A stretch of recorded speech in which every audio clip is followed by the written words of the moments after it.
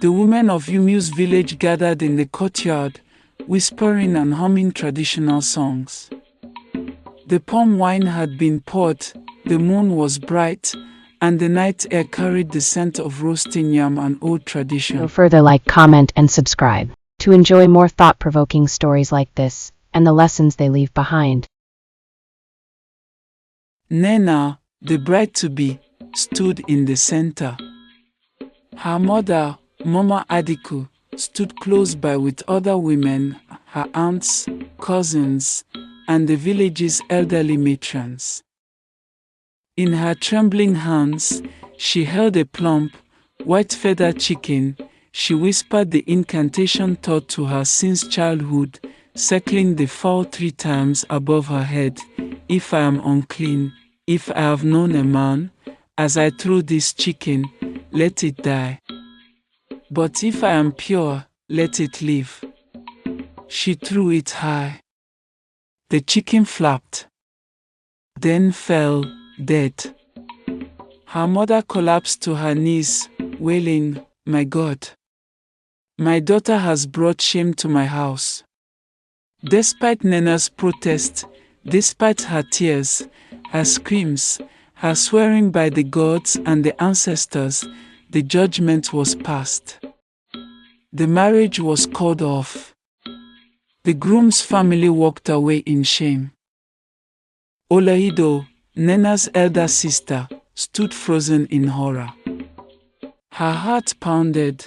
She remembered the man from across the river, the trader from Mano with sweet words and strong arms. She had given herself to him many times, always in secret. Now, with Nnenna's test ending in disgrace, Olaido feared her own fate. Her wedding was in 7 days. What if the chicken betrayed her too?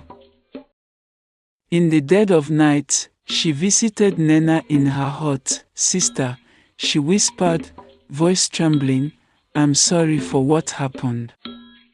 Maybe it was a mistake. Maybe the gods, they saw something else." Nnenna looked up, her eyes red. "I know about you and the Mano man. I never told Mama. I kept your secret." Olaido burst into tears, burying her face in her sister's lap. "Pray for me. I don't want to be disgraced." A week later, the same courtyard. The same women.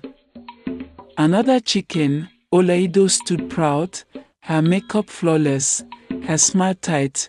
She lifted the chicken, spoke the words, and threw it high into the air. The chicken flapped its wings, landed on its feet, alive. Cheers.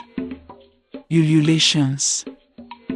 Dancing. Mama Adiku, her mother, rushed forward, hugging her with pride. This is how a daughter should be. She turned to Nnenna, standing silently at the edge of the crowd. As Olaido danced on her wedding day, clad in coral beads and shimmering wrappers, Nnenna stood quietly in the shadows.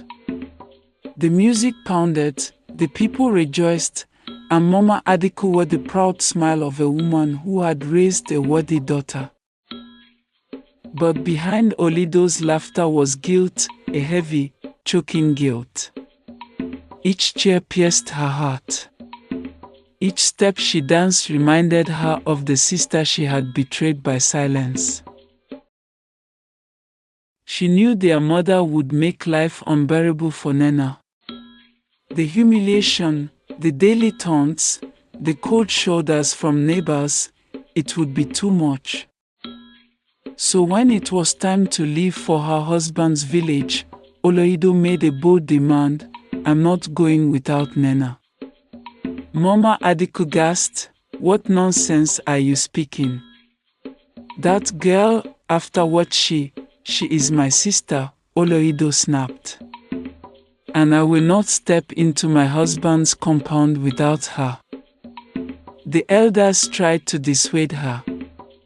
Mama Adiku fought it, but Olaido was firm. She stamped her feet and threatened to return her bride price. Finally, Mama Adiko, more desperate to avoid public disgrace than anything else, gave in. In Obodoku village, Olido's husband welcomed Nnenna kindly. She was quiet at first, still carrying the weight of shame. But life moved gently in this new place. People didn't look at her with judgment in their eyes. And then she met Obi. He was a palm wine tapper's son, strong, kind, and deeply curious.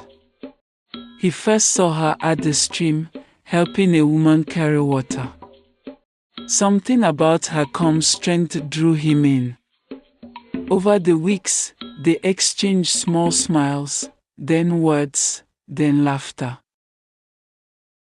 Eventually, he walked to Olido's house, respectfully bowed, and said, "I want to marry your sister." The entire compound fell silent. Even Nnenna stared in shock. "You do know what they say about her?" Olido asked quietly. "Even in your village, the story has spread."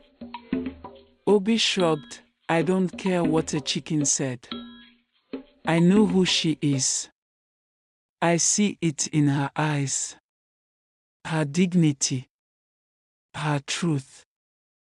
He went to her parents in Umeus with palm wine and kola nuts. They tried to discourage him. "That girl?" her father asked. "After what happened?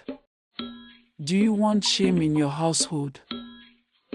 But Obi stood firm. "I didn't come for your opinion. I came for her hand."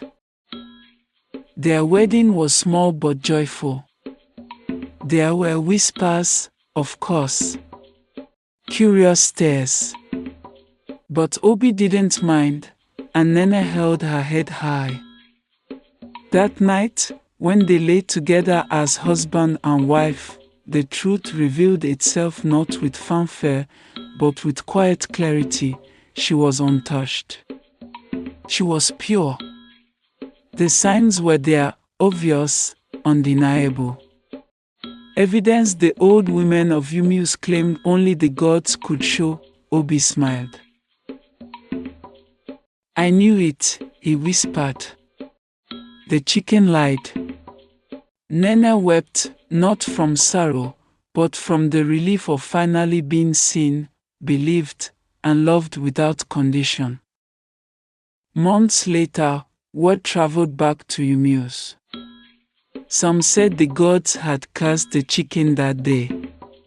Others said the spirits had simply gone silent. Mama Adiko heard the news.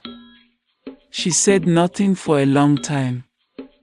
One day, she sat alone in her compound, staring at a chicken pecking at the dust.